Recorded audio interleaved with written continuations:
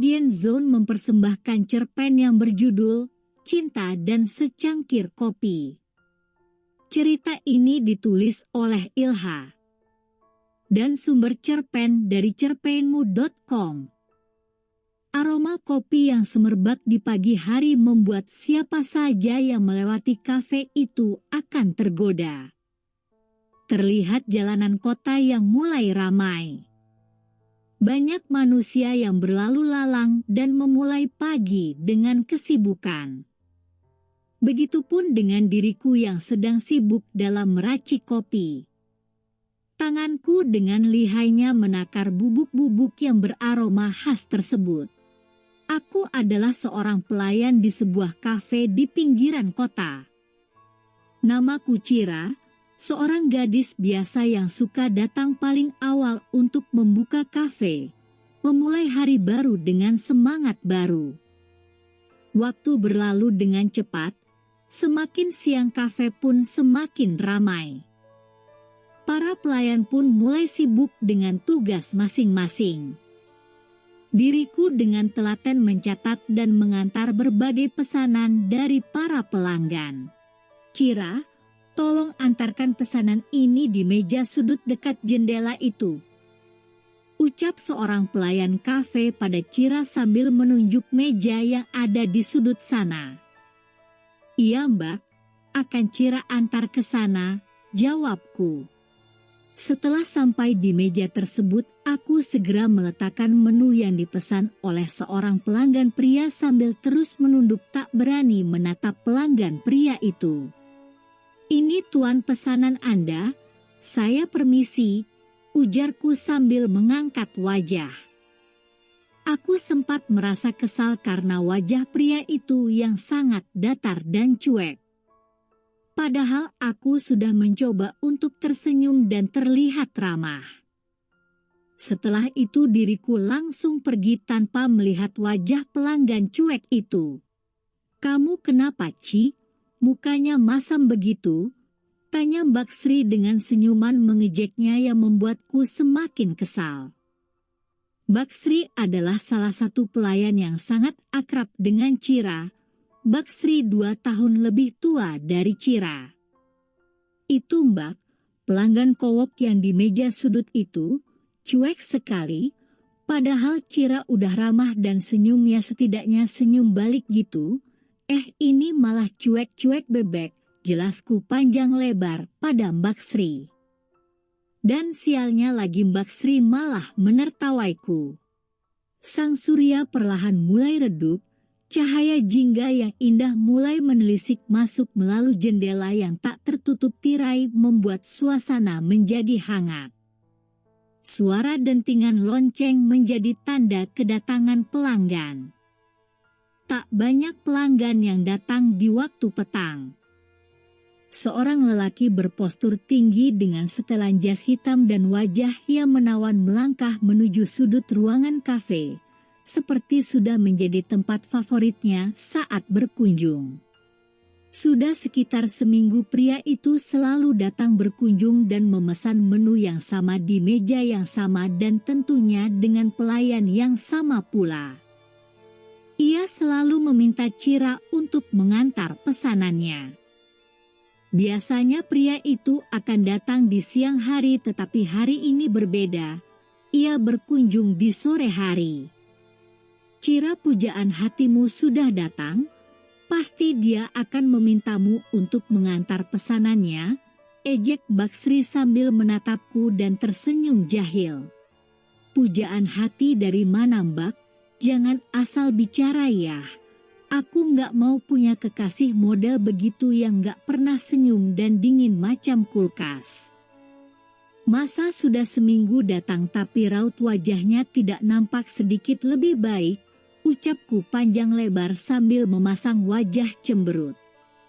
Hati-hati loh, biasanya benci akan jadi cinta hahaha, goda Mbak Sri. Astaga Mbak, gak usah bahas cinta-cintaan ya. Pipiku sepertinya sudah merah bukan karena malu tapi kesal. Setelah perdebatan dengan Mbak Sri, Cira segera mengantar pesanan sang pria kulkas itu. Entah kenapa Cira menjadi gugup, apa mungkin karena ia sering mengantar pesanan untuk tuan yang ganteng ini. Tanpa berlama-lama aku segera meletakkan pesanan pria itu di meja dan bergegas pergi. Tiba-tiba tanganku ditahan olehnya. Astaga, jantungku semakin berdegup kencang 2 kali lipat. Apa yang dilakukan pria ini? Apa dia tidak memikirkan kesehatan jantungku? Tunggu, jangan pergi. Temani aku di sini sampai kopiku habis, ucapnya dengan nada yang datar. Satu kalimat itu sudah membuatku kaku. Pikiranku entah menjelajah kemana. Aku seperti orang bingung. Iya tuan, aku bahkan menjadi gagap dalam berucap. Apakah yang kurasakan ini? Kenapa begitu gugup? Jangan-jangan aku. Tak ada sedikit pun pembicaraan yang terjadi. Suasana hening selama pria itu menikmati kopinya. Sepertinya kita berdua sibuk dengan pikiran masing-masing.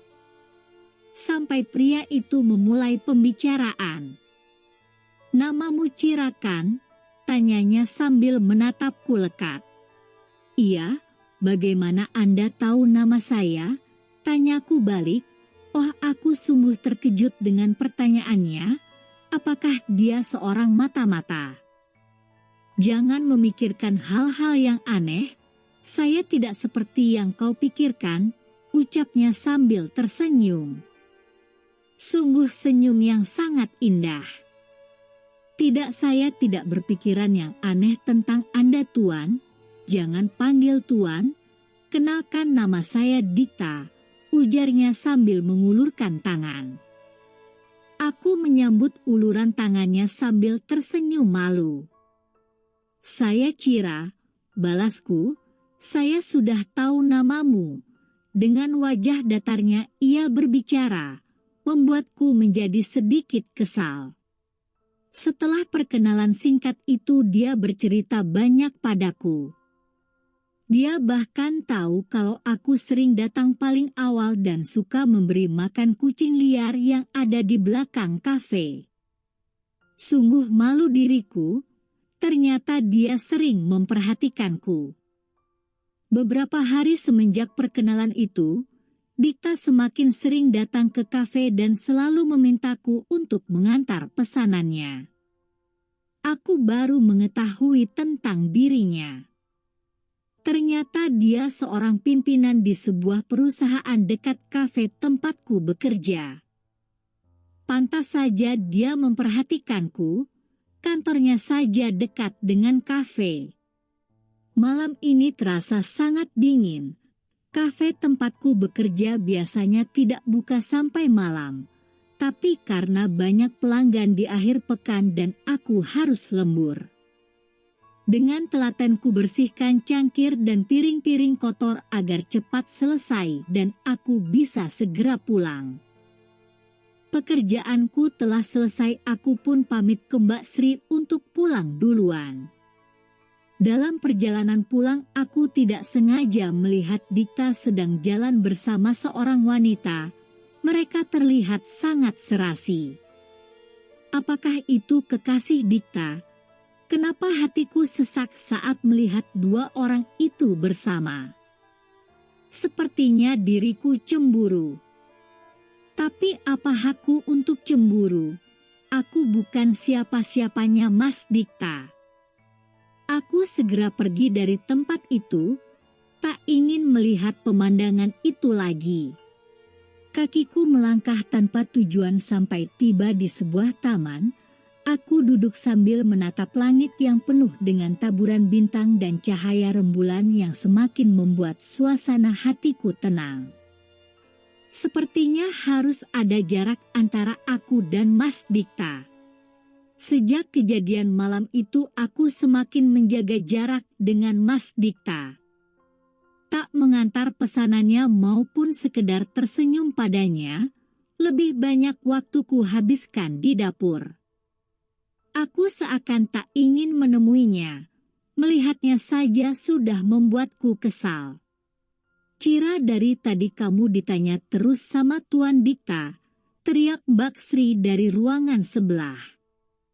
Saya sedang tidak ingin bertemu dia, Mbak, ucapku dari arah dapur.